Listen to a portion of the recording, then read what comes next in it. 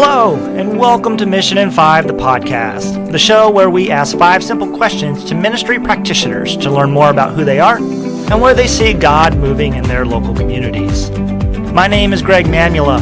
I'm the Associate Executive Minister and Region Missionary for the American Baptist Churches of Nebraska. And every single week, I get to partner with churches and ministry practitioners. And I'm always amazed at the many and varied ways that God works in our individual communities and when multiple churches come together for mission and ministry. And so, that's the purpose of this podcast, to share with you the many things that God is doing and to meet some of the people participating in God's mission in Nebraska, across the country, and around the world. Tragedy is part of the human condition. Sometimes we are the authors of our own suffering through our action or inaction. Sometimes we are the victims of chaotic disruptions outside of our ability to control or even comprehend. Most tragedy and suffering resist elementary explanations and simple moralizing. Learning to walk with a God who is a very present help in times of trouble, especially when it feels like evidence to the contrary is lacking, is a big part of becoming a faithful follower of Jesus. Pastors and church leaders are called to walk with people through the valley of the shadow of death. And doing so with grace and dignity is not easy, and it requires a special ability to listen to God and to those experiencing pain. Job was a man familiar with suffering, and his story also defies simple explanation and basic moralizing. On October 7th, 8th, and 9th, the American Baptist Churches of Nebraska will host its annual Fall Pastors Conference at the Merrill Camp and Conference Center. Our guest speaker there will be pastor, author, and counselor Dr. Gordon Grose, who has both walked with those experiencing tragedy and who also has his own Job-like experience to share. Dr. Gordon Grose is the author of Tragedy Transformed, a book that draws inspiration from the biblical story of Job. He helps people deepen their ability to walk faithfully through difficult seasons of life. Dr. Grose pastored for 25 years. He served as a pastoral counselor for 11 and now volunteers at Good Samaritan Ministries in Beaverton, Oregon. Well, welcome to the show today, Dr. Grose. I'm glad you're here. Thank you. Yeah, well, I just want to express appreciation to you and to your executive minister for the opportunity to share with your pastors and with this podcast here, too. Thank you. Well, very good. We're so glad to have you. Our format is simple enough. We'll ask 5 simple questions to ministry practitioners like yourself to learn more about who you are and where you see God moving in your community. So let's dive right in. So who are you? Tell us a little bit about yourself. Right. Well, I'm an ABC pastor ordained in 1964. I'm also endorsed as a pastoral counselor, although retired officially. Okay. I pastored 3 congregations, one in Boston, one in Northern California, and one in upstate New York. Wow, that's a variety of contexts. Yes, yeah. Moving from Boston, my home, to Northern California was a big culture shock. Yeah. But the pastoral years were enriching and challenging, and gave me a lot of opportunity, of course, to minister to people in distress. After completing my 3rd congregation ministry, I went into counseling. I had achieved a doctorate degree at Boston University Graduate School earlier in 1972, and I began counseling in a mental health clinic for 11 years. So I learned a lot about the skills of doing diagnosis and working alongside professional counselors and psychologists. There was one other pastoral counselor there, but he also had his degree in social work. Generally, the ministry of the counseling center was Christian. Mm-hmm. And there were many Christians on staff. And another friend for whom I had shared a Job seminar at his church said, you need to write a book on Job. And I, of course, dismissed it right away, but I began to think about it. I began to want to to do something with the book. Also, I have a personal interest. Mm-hmm. Our son and daughter-in-law have been down with chronic fatigue syndrome, now known as myalgic encephalomyelitis, and she also has multiple chemical sensitivities. So we've been dealing with intractable health situation with our children, and still are to the present day. And so I began to think about there must be other people with those same intractable situations, and the book of Job was written for just such people. Yeah. So I determined then to retire and write. So around 2003, I retired and began to learn how to write. Now, I've done a doctoral dissertation, but never something for the popular reader, the general reader in the market. And so it's a 180-degree difference. Yeah, it's very different. Yeah. So I spent the next 12 years on that, and I'll be sharing my book with the pastors when we meet next month. It's a story based on the book of Job, but I try to bring the hope out of it. I try to say, how does Job get from wanting to die in chapter 3 to meeting the Lord in chapter 38? And I deal much more or as much with current day issues, and have interviewed people, use their stories, one story in each chapter. So it's not just a study in Job, but it's also case studies of how people today have dealt with various types of tragedies, right? Such as the death of a spouse, mental illness, major depression, suicidal, and so forth. Okay. So tell us a little bit about, I mean, you're doing a really good job already, but tell us a little bit more about how you got to this point. You had been pastoring for many, many years. You retired, and Job just really grabbed a hold of your heart, and you wanted to write a book about it. What are some of the things that you've done with this work? You said that you've recognized there were other people going through struggles where Job could speak into their lives. What are some of the ways you've done that since retiring and really focusing on this work? When I meet with the pastors, I'll be using material from the book of Job, the dialogue with his friends. So I plan to use the book plus some other material that I have just recently come across from a book entitled "Why Don't We Listen Better?" And so I'll be doing some work in teaching communication skills, improving them. I've focused lately in using the book of Job around the issue of empathy and understanding what empathy is and how to speak with other people, listening to them, and demonstrating empathy as a way to show our compassion as Christians. Jesus was very compassionate. He loved everybody, and he touched everybody that he met one way or another. And he led many to healing. So I'm using empathy as a way to express the love of Christ in us. Tragedy is it's part of the human condition, and you know this as a pastor, you know this as a counselor. And so at our fall pastors conference in October, you're going to be speaking to our pastor leaders from all across the state, and they're from a variety of contexts, small towns and urban contexts and everything in between. But most of our pastors over the last year have really experienced what it is to minister during natural disaster.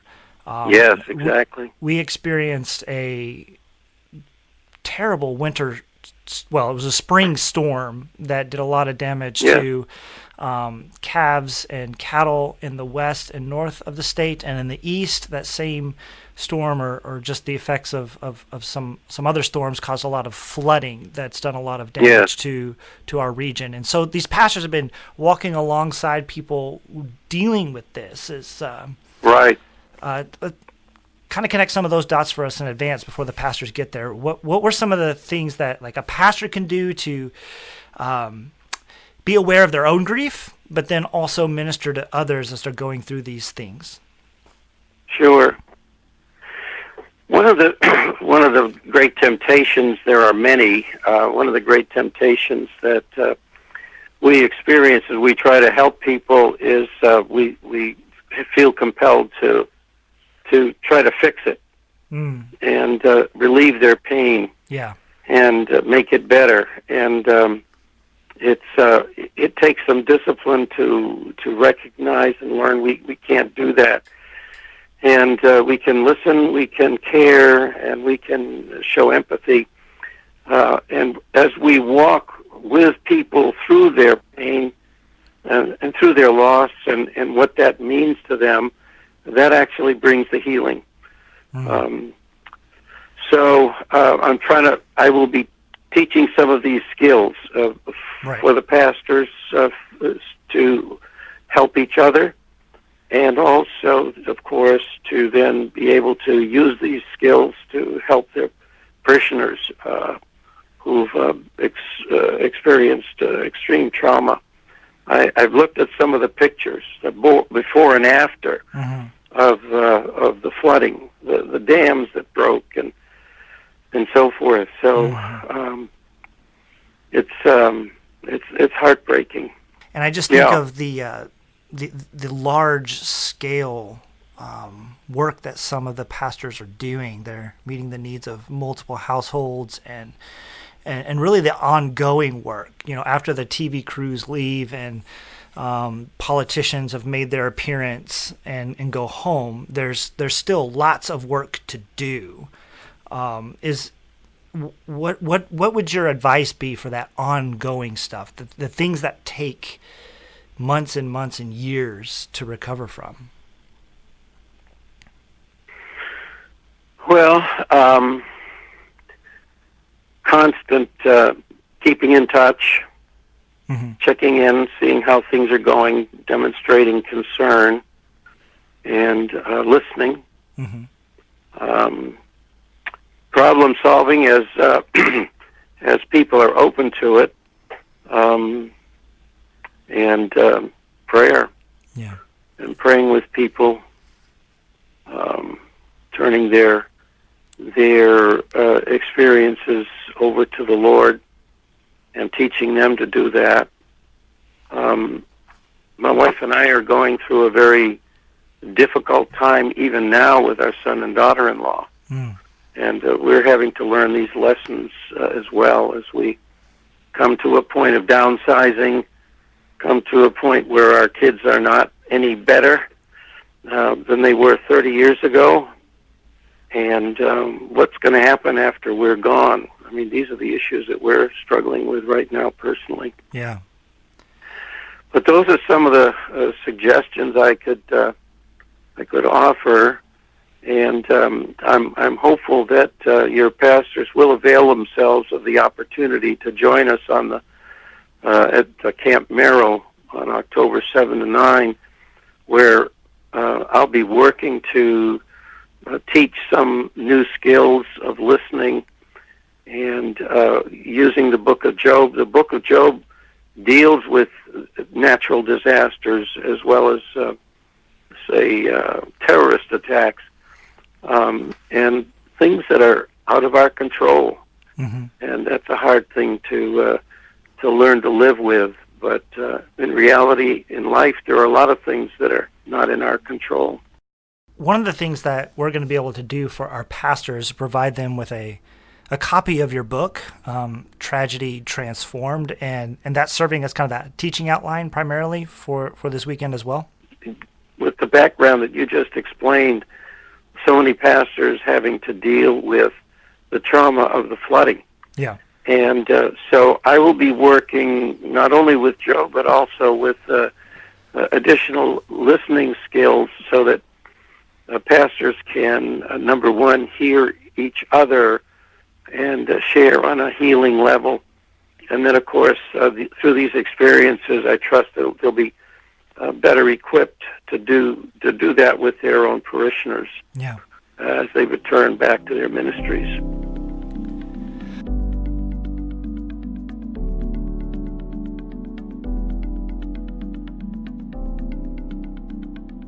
Well, one of the things that these fall pastors' conferences out at Moses Merrill Camp and Conference Center really offer our pastors are the interpersonal relationships. They get to come and spend time with other pastors. They really get to know the speakers pretty well, our guests, and you'll be here as a guest during that time.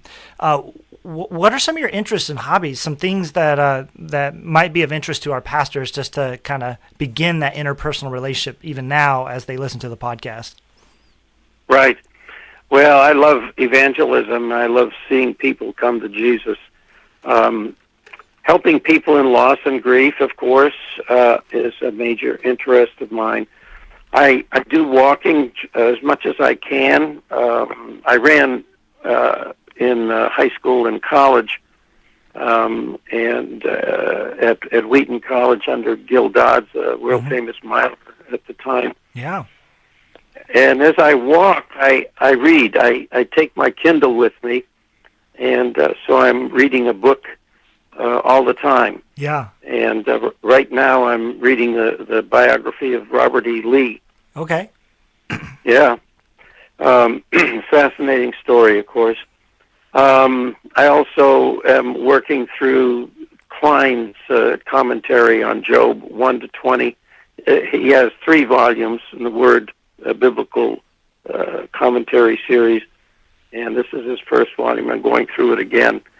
I've already written in it and marked it up, but I'm finding rich treasures as I go more carefully and at a leisurely pace now.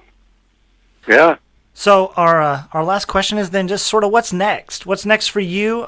We know you're coming here in a couple, 2-3 weeks, but after that, what are some of the things that you're doing personally or professionally? Right. Well, I will be with you the 7th or the 9th of October, but on Saturday the 12th, I teach a workshop at the Oregon Christian Writers on nonfiction writing. Okay. Sharing my experience writing my book for other prospective writers. Okay. And then that next day, I have a memorial service that I will lead at my church for a man who died with no connection to the church, and pastor was overburdened with challenges right now, so he asked if I would take over, so I'm doing that. So I'm putting my pastoral hat on. I met with the widow twice, and so I'll be conducting that service. Personally, our biggest challenge right now is preparing our house for sale. We've taken out a loan and fixed it up, and thinking about downsizing my library is quite traumatic for me. Oh, my goodness. I love this books that I've collected, many of which I've never read. I have a large, large theology library and somewhat smaller psychology library. So I plan to keep my my reference works and my sets, but having to downsize is going to be a challenge. That's always difficult. I'm also a bit of a bibliophile. I have many books, and I have 2 different libraries because I have an office and then I also have a home. But right now, I've been the beneficiary of many people downsizing their libraries and increased mine that way. And so as you consider your downsizing, find a pastor or a young leader that could really use some of those books. I know I've been a beneficiary of mentors in my life that have provided that for me. So it's not easy, and I know someday I'll have to do it myself, but I hope that you discern well and that you share your books graciously. Yeah, thank you. I look forward to helping others. Very good. My book is available, by the way, on Amazon, and I have a website as well. Unfortunately, I have to confess I have not been writing blogs lately, but GordonGrose.com is my website. That's spelled Grose, by the way. I am very active on Twitter, however, and if any of your pastors are also active on Twitter, I would welcome them to join me. Okay. I have 1,800 followers now, and I try to use this as ministry. So I support people in grief. I support people with addiction issues. I support people with mental health concerns and prayer for people. Quite a large Christian community there. And then I also share tweets about my book and my writing on the blogs that I have produced. Okay. My handle is Grose, GROSE_Gordon, GORDON. Well, it's been great talking with Dr. Gordon Grose, pastor, counselor, author of Tragedy Transformed. He's going to be our keynote speaker at the Fall Pastors Conference, October 7, 8, 9 at the Moses Merrill Camp and Conference Center. You can get a hold of him at Twitter. He's got an email address as well and a pretty cool website, and we're going to put all of that in the show notes. Pastor Grose, Dr. Grose, I thank you so much for your time this afternoon. Thank you. It's been a blessing talking with you, Greg. Thank you. Well, thank you for listening to Mission in 5, the podcast. Keep tuning in as we introduce you to ministry practitioners partnering with God's mission through the churches of Nebraska and the larger American Baptist community. Check out the show notes for link and contact information to Dr. Gordon Grose. There you'll also find links to his Twitter handle, and you'll see information there for how to purchase his book, Tragedy Transformed. The pastors who come to the Fall Pastors Conference will receive a free copy of this book, so if you plan on attending, you don't have to purchase a copy. You'll also see there a place to register for the 2019 Fall Pastors Conference at Moses Merrill Camp and Conference Center. Be sure to subscribe to the podcast at Podbean, iTunes, and Google Play, or wherever you get your podcast feeds. While there, be sure to rate and review us so we know how you're enjoying the show. Send us ideas on who you'd like us to interview for future episodes. And feel free to support us by giving through our PayPal link on our abcnebraska.com website. Thanks, everybody. Have a great day.